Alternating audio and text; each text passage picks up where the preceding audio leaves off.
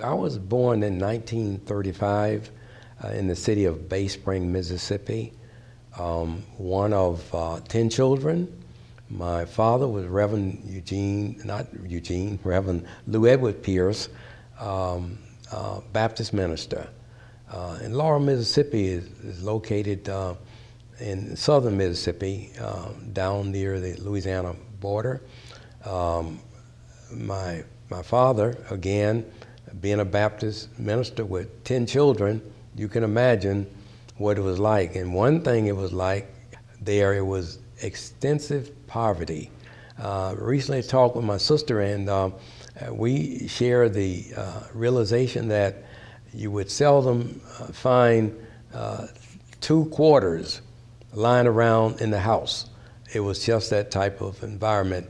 But one thing my father emphasized, in life it's important to have character and ability. And a part of the ability is to get an education in spite of. And there was a time when you had the colored drinking fountains. Actually, it was a spigot because there was no electricity to cool the water.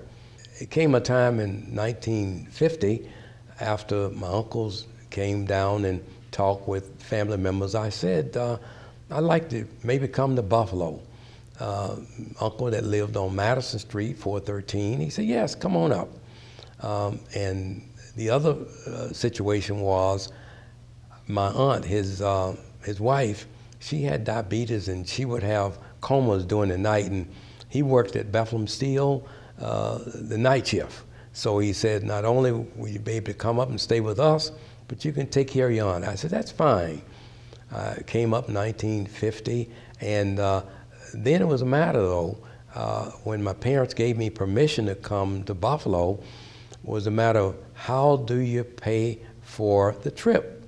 Now, with not 2 quarters lying around, the thing I knew was to get on the bus and go to the farm. I went and I picked cotton until I had enough money to buy a Greyhound bus ticket. And I said to my mother, well, I think I'm ready to go. She says, I have bad news for you. I said, what's the bad news? She says, your dad had to spend the money that you picked cotton for to go to Buffalo. I said, that's fine. I knew times was tough.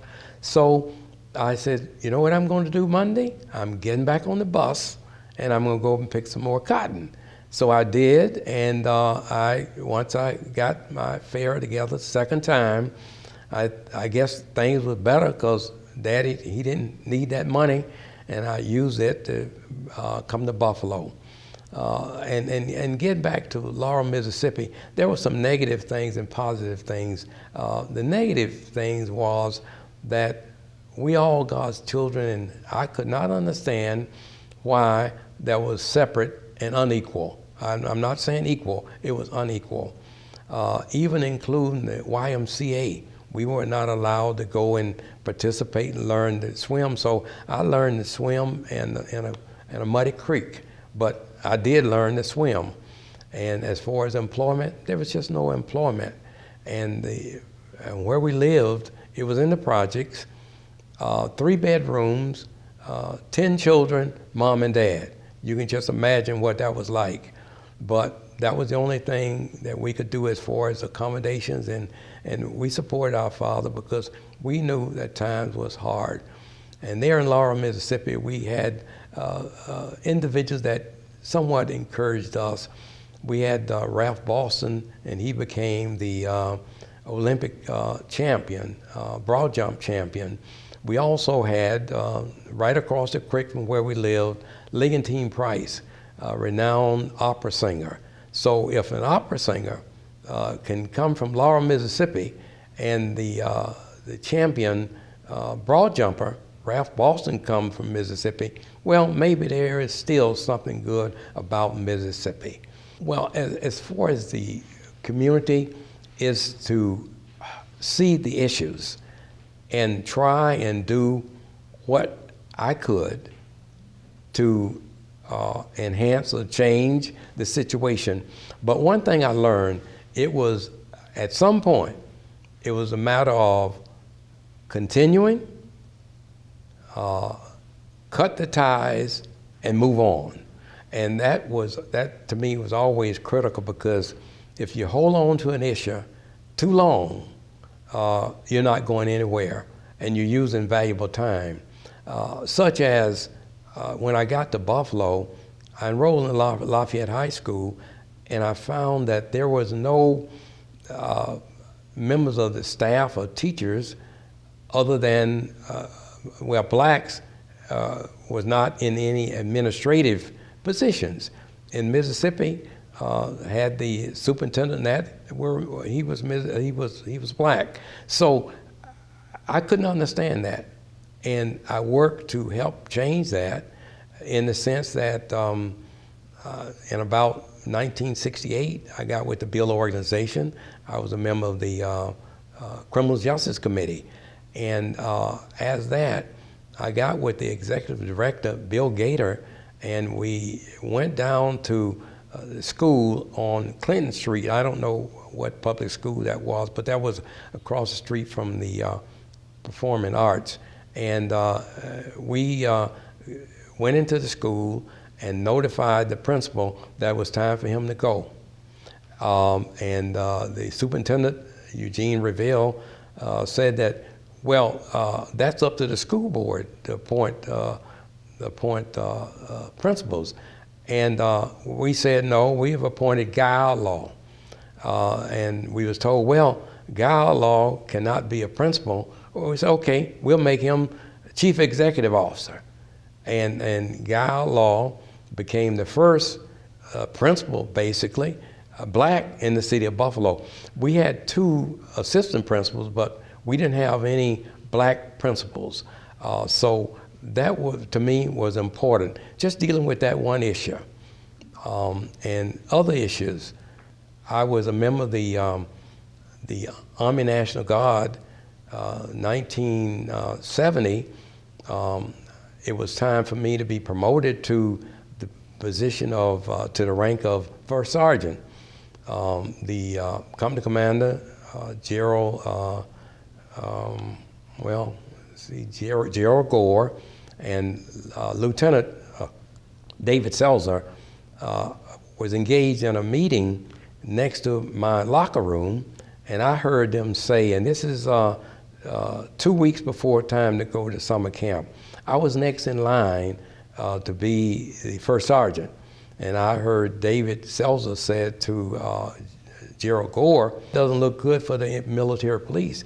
Well, I had the highest proficiency score in the military police company. I had 6 years of active duty, and most of the members of that unit were football players getting out of the draft.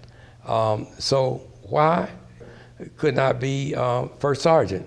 Well, as it turned out, I complained, and the resolution was the 3 of us was transferred out of the military police company. They never addressed that. I was forced to transfer over to an engineer unit.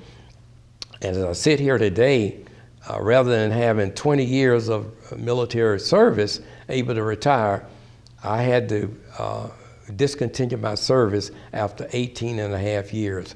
I was in the military police units for 16 and a half years. I went over to the engineers for 2, so that was 18 and a half, but mentally I just could not continue. And that tells me that even when you make a legitimate complaint, if the ones receiving that complaint doesn't really favor a rightful solution, you're still going to lose. And later in 1972, in the city of Cheektowaga, where I live, I complained that the city or the town would not hire any black individuals. And I had a youngster, 15 years old, that wanted to become a summer youth employee. They refused to hire him. I complained, and I was told by Kenneth Myers, the town supervisor, we don't hire any of your people, in the town of Cheektowaga. So if you don't like what's happening, you go back for wherever you came. And I got a letter that where I came was from Africa, but I was in Cheektowaga. I wasn't in Africa, Cheektowaga. Anyway, I remained, and I was arrested, thrown in the jail. And what was ironic here was I had just been contacted by Rakowski, David Rakowski. I don't know, David Rakowski. Well, anyway, Edward, that's correct. Edward Rakowski had just contacted me to appoint me Deputy Superintendent of the Erie County Correctional Facility. And here I was in the jail cell in Cheektowaga. But I said, and when I was contacted by Rakowski, I said, well, here I am in jail, at least I know what it's all about now. And he said, well, the reason why I wanted to appoint you is because you know about jails. So I went to trial, I was convicted, was sentenced to 15 days, but instead of spending the 15 days, it was rescinded in court, and I had to pay a fine of $250, but I did not have to go to jail any more than what I did. But and as an aftermath of that,